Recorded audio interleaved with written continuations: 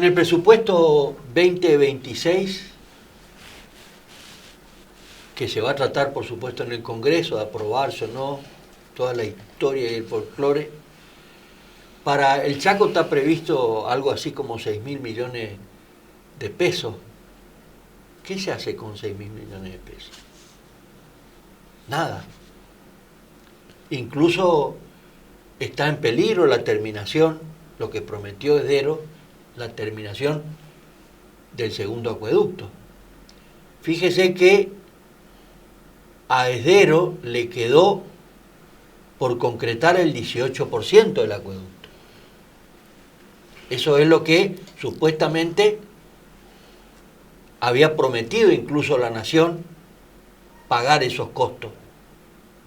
Y supuestamente ahora tiene que hacerlo con recursos propios. ¿Recursos propios de qué? ¿Cómo repercute en el Chaco esta situación, Cristian? Bueno, mira, primero que nada, esto del presupuesto fue una situación obligada, porque el gobierno se manejó con dos presupuestos reconducidos.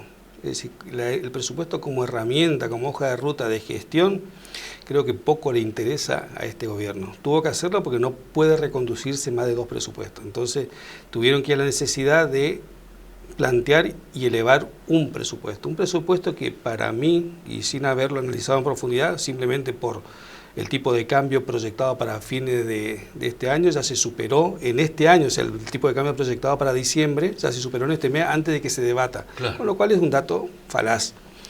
No tiene que ser un presupuesto, no es un escenario de números exactos, porque es una proyección tanto de recursos como de gastos, ¿no es cierto? Pero creo yo que no contempla las verdaderas intenciones del gobierno nacional. Y de así ser, con 6.000 millones que estás planteando de obra para obra pública, prácticamente es nada para la provincia. Una ejecución de la partida capital, te diría que es donde se refleja la obra pública, los servicios, básicamente el gasto capital, nosotros lo denominamos en el presupuesto, tiene que oscilar el 20% más o menos de tus recursos totales. Este presupuesto, esta ejecución este año va a terminar en 3 billones más o menos. Deberían ser unos 600.000 millones, para decir, de gasto en obra pública, para que vos digas, es una ejecución importante, interesante, que permite ver reparación de ruta, que te permite ver ejecución de vivienda, caminos rurales, etcétera, etcétera.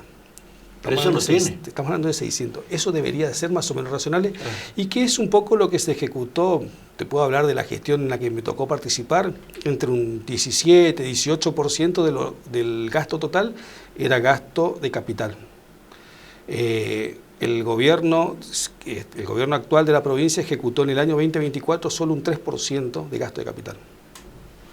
Prácticamente nada. Claro, pero es lo que vimos, la ejecución de obra, nos vimos terminar algunas obras en curso, pero no vimos un plan de 10.000 viviendas, no vimos planes de ruta, kilómetros de ruta, no vimos eso, porque tiene que ver mucho también con la transferencia. Ahí están los recursos discrecionales a las provincias, claro. Planes de obras nacionales que por ahí vienen o directamente con fondos del Tesoro Nacional, como eran los de NOSA, como era el programa del Fondo Federal Solidario, ¿te acordás de la soja? Sí. O viene apalancado con préstamos de organismos multilaterales como la CAF, que por ejemplo a nosotros nos permitió con Fonplata hacer parte de la Ruta 13, o por lo menos dejar prevista la Ruta 13, que después la ejecuta el gobierno de Capitanich, y un tramo se está ejecutando ahora, que creo que es lo que está moviendo ese 3%, porque creo que no hay otro fondo. O la Corporación Andina, ¿no? Claro, como la cuenca de riego Río Guaycurú, bueno, varias obras que se han hecho, bueno, todo eso es lo que impacta en esa partida. Y de vuelta, vamos a los números, no al presupuestario, sino al ejecutado del año pasado, solo un 3%. Es muy poco. Y claramente este gobierno tiene un concepto que lo plantea también en el presupuesto, que habla de concesión de servicios públicos. Ahora yo te digo, ¿qué empresa, si vos sos un empresario y te dicen, tengo esta oferta de concesiones, te vas a una ruta en el centro del país donde tenés un flujo de circulación que claramente te repaga la inversión, porque ahí se mira en términos cuantitativos Claro. y económicos el análisis de la inversión. O te vas allá al impenetrable, donde todavía falta la ruta de conexión a las Hacheras, por ejemplo, que ahí pasan muy pocos vehículos. Claro, no son rutas rentables, no la va a tomar nadie, un esquema de concesiones no le sirve a la provincia. Claro. A la provincia lo que le sirve es un esquema de un programa federal de obra donde bancado por el Estado. Que es claro. Y que forme parte de esquema de reparación del norte, ¿no es cierto? Porque prevé la reparación histórica. Exacto, porque Argentina es lo que es la constitución amorfa que tiene, propio de la constitución histórica del puerto hacia el resto del país, ¿no es cierto? Entonces, en ese esquema, ruta, ferrocarril, todo fue desde el puerto hacia... Y nosotros, sigue teniendo un sistema unitario. Totalmente. Entonces, la reparación tiene que ver con esto, es decir, cómo hacemos que se desarrolle el Chaco. Y bueno, tenemos que resolver el problema del puerto, tenemos que seguir resolviendo los problemas de infraestructura en rutas, tenemos que seguir resolviendo la salud en las zonas más vulnerables de la provincia, porque todo eso es lo que en definitiva va igualando. Por eso a mí el presupuesto que está elevando no me provoca ninguna esperanza de que la situación cambie y de que favorezca a la provincia. Y obviamente cómo impactan estas políticas, y negativamente, ¿no es? Este es un gobierno que le interesa, que piensa ni siquiera electoralmente, porque si vos me decís electoralmente, por lo menos hubieran hecho obra pública en el Gran Rosario, Córdoba, Santa Fe o provincia de Buenos Aires. Bueno, en ningún lugar están haciendo. Es un gobierno que, de vuelta, vino a pagar la deuda y a contraer nueva deuda. Cristian, ¿cómo ves vos esto de que el gobernador hace un acuerdo con el Poder Judicial, dándole una cláusula gatillo, o sea, aumento a los jueces, y a partir de ahí, relacionado con el resto del personal y los trabajadores del Poder Judicial, y eso implica una contracara, digamos, con respecto al personal de salud, al personal de educación, o sea, a los docentes, inclusive el famoso choque con la cláusula gatillo con los docentes. ¿Cómo ves vos eso que hace, ese movimiento que hace Esdero? ¿Para qué se congracia, digamos, con el Poder Judicial, incluso ahora trayéndolo a Lorenzetti? ¿Qué está buscando cobijo en la Suprema Corte por problemas que pueda tener si llega a perder las elecciones en octubre, porque se le va a venir también el avión abajo? Mirá, las decisiones de administración siempre es una cuestión de prioridades. Hay una cuestión que es insolayable, que los recursos no siempre alcanzan para todo, digamos, y ahí están las prioridades. Claramente hay una prioridad hacia este sector, como no fue dado con los docentes, donde había una cláusula gatillo que quien te habla fue quien la concedió en acuerdo, trabajando, obviamente fue el gobernador Pepo el que la concedió, pero fuimos nosotros quienes articulamos con los 17 gremios docentes, que siempre no me canso de contarlo cada vez que está la ocasión, que fue la foto donde por única vez se vio al gobernador sentado con todo el frente gremial docente, estaban todos, porque fue fruto de un acuerdo, ¿no es cierto?, donde entendíamos que era un esquema por lo menos de sostenimiento del salario, que es importante. La cláusula de gatillo es un esquema importante para sostener el salario, porque te permite no perder, que no se te vaya degradando con la inflación, ¿no es cierto? En un contexto donde vos tenés desinflación o te viene cayendo, es necesario ir complementando y jugando con otras variables. Tal vez uno tiene que tener todas las cartas sobre la mesa para poder tomar decisiones, pero sin tenerla, por ahí se tendría que haber pensado un esquema diferente donde te permita seguir dando respuestas al sector. Esto de cortar y sin congelar, claramente está en detrimento. Entonces, suena como un poco, no sé si discriminador o raro, que a un sector se le conceda la continuidad del ajuste, digamos, de su salario, y a los otros no. Es un tema de prioridades, es un tema que que sabrán que ¿Está seguramente sabrán que tendrá algún tipo de consecuencia. Tu interpretación hace que uno diga, bueno, ¿quién lo asesora a Heredero? Porque las equivocaciones que está cometiendo son equivocaciones infantiles. Lo mismo hizo con concederle a las iglesias evangélicas de que no presenten los balances y eso no puede hacerlo. Ahí salió el contador Célix Rivac a cuestionar y fue muy duro el cuestionamiento, muy diplomático como siempre Célix, pero muy duro el cuestionamiento, diciéndole, poniéndolo incluso al gobernador como un vulgar jugador digamos, de ruleta, porque eso ha puesto al 17, digamos. O sea, me parece que eso es lo que hizo. Obviamente, no nos olvidemos que vino el presidente Milei, el pastor Ledesma dijo que puso 100.000 pesos y un milagro hizo que vaya a $100.000. La justicia federal empezó a investigar.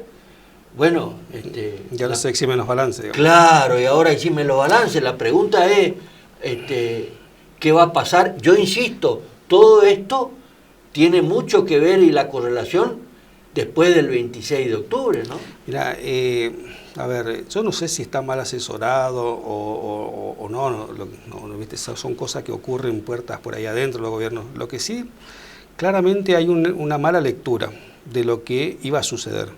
Vos tenías un gobierno que pierde las elecciones porque tenía un proceso inflacionario fuerte, cierra el gobierno anterior con un proceso inflacionario fuerte, que yo creo que lo iban a encarar, iba en el mismo sentido hacia una reducción, pero con otras herramientas, ¿no? Como se encaró con este gobierno. Pero claramente vos tenías un proceso inflacionario que la inercia te generaba una nominalidad de los ingresos, en principio a la suba, hasta que empiecen a surtir efecto la política antiinflacionaria que aplicó Milei, que fue pasó una aspiradora de los pesos excedentes, donde aplicó un ancla como fue el tipo de cambio, apreció fuertemente el dólar apreciado generó una inflación, generó una apreciación que los productos argentinos se encarecieron de manera significativa con respecto al resto del mundo. Eso llevó un cuadro antiinflacionario que, te lo dije previamente, fueron medidas macros correctas en alguna medida y con una gran tolerancia social, que también es de destacar. Entonces, en ese escenario de antiinflacionario, vos ibas a tener una caída de tus ingresos, indefectiblemente. ¿Qué fue lo que ocurrió? Los ingresos empezaban a crecer, pero por debajo del crecimiento de inflación. Y los gastos, sorprendentemente, en el gobierno crecieron de manera muy acelerada. En los primeros 5 meses, crecieron de una manera tal que ya finalizando el 2024 la curva de crecimiento de gasto superó la curva de crecimiento de recursos y eso provocó ¿qué? El déficit. A ver, acá no hay error, acá la situación fiscal y financiera de la provincia no se corresponde con la deuda dejada. Todo eso es para la justificación. Sí, sí. Es como cuando viste, no estudié el examen porque no tenía el libro. Bueno, te hubiera ido a la biblioteca, claro, o lo hubiera pedido a tu amigo el libro, claro, y estudiaba, ¿no? Cuando no querés. Entonces, la deuda no es el problema. ¿Por qué? Porque la deuda no fue abonada con recursos genuinos, sino fue con nueva deuda, o sea, entonces eso te impacta pero debajo de la línea, no está medida dentro de lo que es la ejecución del presupuesto corriente. ¿Y qué pasó con la ejecución presupuestaria? Con el resultado fiscal del año pasado fue negativo, en 211.000 millones de pesos. Esa cifra, ¿qué significa? Y significa un mes de coparticipación de deuda o una masa y piquito de sueldo. Eso fue el déficit. Y eso no fue provocado por el pago de la deuda, sino fue provocado por un exceso de gasto que no se correspondía con los recursos. Entonces ahí te puedo decir sí que hay un error de proyección o de planificación. Si vos tenías un gobierno que te decía en la cara que iba a provocar una recesión para bajar la inflación, para combatir la inflación, de que iba a eliminar gastos, que te eliminaba los gastos de transferencia corriente para obra, eso te generaba una desaceleración de la economía, te caían los recursos. Entonces vos tenías que ir mapeando y tirando escenarios para no caer en este estado, donde terminás el año 2011 con un déficit que es lo que te provoca la necesidad de buscar recursos. ¿Y qué hizo el gobierno? Se financió con recursos de cortísimo plazo, aumentando el programa de letra de tesorería, que si mal no recuerdo en el gobierno de Capitanich terminó en 30.000 o 40.000 millones, se lo llevó con este gobierno a 140.000 millones. Está al borde, está al tope. Y es prácticamente una masa de sueldo, financiado con letra de tesorería. Letra de tesorería, para que lo entiendan el vecino que nos está mirando, es como ir a pedir a descontar un pagaré. Es uno de los financiamientos más caros que tiene a los que poder recurrir como provincia. No es el mejor financiamiento. Claro. Y los intereses son altísimos. Exacto, porque es dinero que se renueva. Encima cada 30 días vos tenés que estar sujeto a los vaivenes de la economía. De hecho, las últimas tasas que tuvieron que convalidarse para poder renovar estuvieron oscilando el 5% casi mensual, o sea, el 60% anual, cuando la inflación teóricamente proyectada es el 28%, o sea, pagaste el doble de interés real para que te renueven la letra. ¿Está defaulteada la caja de la provincia? Porque esto que el caja... subsecretario de Hacienda mandó a través de un WhatsApp, es decir, no muevan un solo peso, guarden todo para pagar los salarios. ¿Qué quiere decir? ¿Y los proveedores? Muestra que tenés un problema financiero, claramente, donde estás echando mano a herramientas de... ¿Por qué? Porque justamente en el Ministerio de Economía vos tenés lo que es la administración de las cuentas de la provincia, de la administración del fondo unificado. Entonces lo que está diciendo es no gasten, porque si gastan, me toca en el fondo unificado, claro, que a la vez yo lo estoy usando como espejo para financiarme y poder cubrir el gasto que tienen ahora en los primeros días de octubre, que es salario. Pero a la vez de financiarse con letra, se financiaron con anticipo con el gobierno nacional, un anticipo que tienen que devolverlo antes de fin de año de 120.000 millones, con anticipos de corto plazo, los intrames, que son más o menos 70.000, no sé cuánto se habrá requerido este mes, 70.000 millones a devolver. Pero todo eso tienen intereses. Entonces tenés 120 más 70, 80, 200, más letra de tesorería, 140. Estás en 340, más lo que te presta el Banco del Chaco, estás en 440, 50.000 millones de préstamo cortito, ahí a 30 días, que tenés que salir y devolver. Salir y devolver es como cuando te vas a pagar la tarjeta, claro, y salís, te vas a comprar de vuelta. Claro. Pasás por la tarjeta, pagás y te va con el crédito renovado. Entonces es un esquema que financieramente claramente te está denotando una enorme dificultad para poder funcionar y para tener autonomía, sobre todo en las decisiones, porque si mañana el gobierno nacional no renueva el anticipo o en este esquema, con esta economía como está, no se puede hacer el rollover de las letras porque se desbarajusta el sistema monetario que Milei lo ató con alambre ahora el fin de semana con este anuncio del Tesoro de Estados Unidos. Se te cae todo ese esquema de financiamiento que es muy endeble porque es de corto plazo. Entonces estás en un problema. ¿Y cuánto está financiado de corto plazo? 2 coparticipaciones. Si vos no lográs renovar cada 30 días ese esquema de financiamiento, tenés 2 meses adelantado. ¿Qué pasaría? Ahí sí tendría un problema en la cadena de pago. Este esquema va a reventar, yo supongo, el 26 de octubre, porque yo insisto en esto. Pierde Esdero, pierde La Libertad Avanza, gana Fuerza Patria. Va con 2 senadores, un senador, La Libertad Avanza. ¿Quién es el senador? Godoy.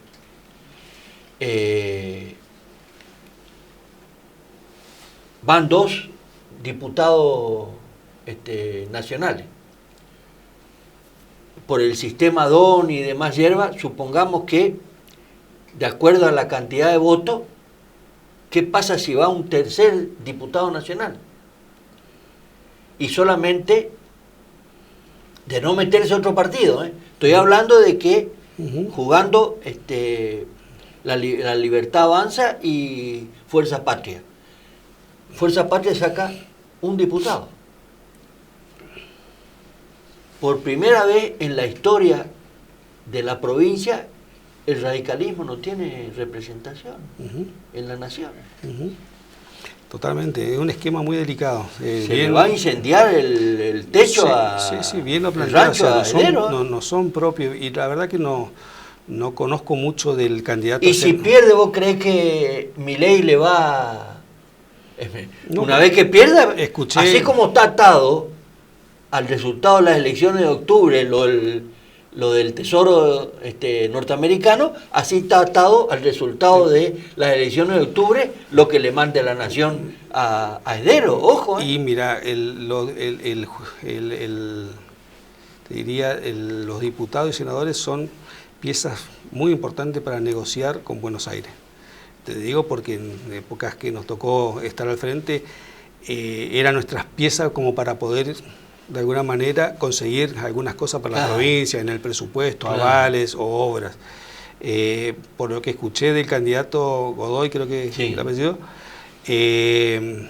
está muy alineado a las políticas nacionales, digamos, y no lo escuché hablar de las políticas provinciales, y los senadores son representantes de las provincias. ¿Acaso Godoy no dijo el Chaco se tiene que arreglar con lo que tiene? Son representantes de las provincias, no representantes de la nación. Está delirando ese muchacho. Hay una cuestión de concepto, ¿no es cierto? Claro. Que no es muy... Porque las políticas nacionales no le están haciendo bien a la provincia. O sea, si a la provincia vamos a decir que lo que le hace bien es tener los anticipos mensuales todos los meses para pagar los sueldos, no es para nada una buena noticia.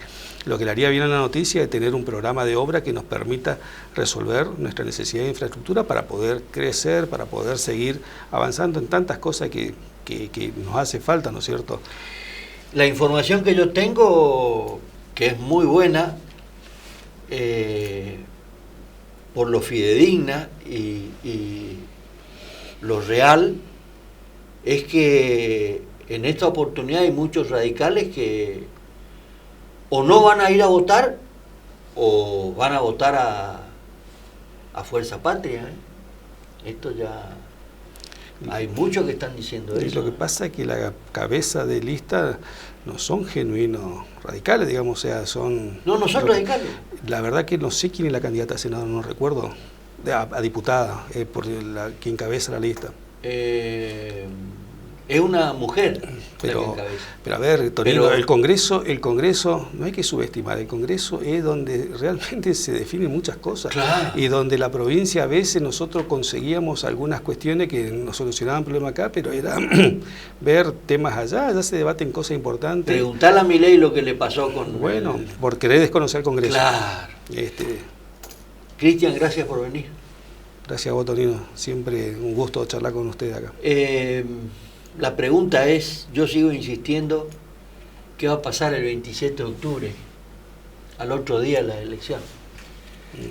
Con una provincia prácticamente hipotecada y una situación política vulnerable e incendiada por sí. Con el agravante que está circulando por las redes sociales, y ya lo han reproducido algunos colegas, un funcionario de alto rango va a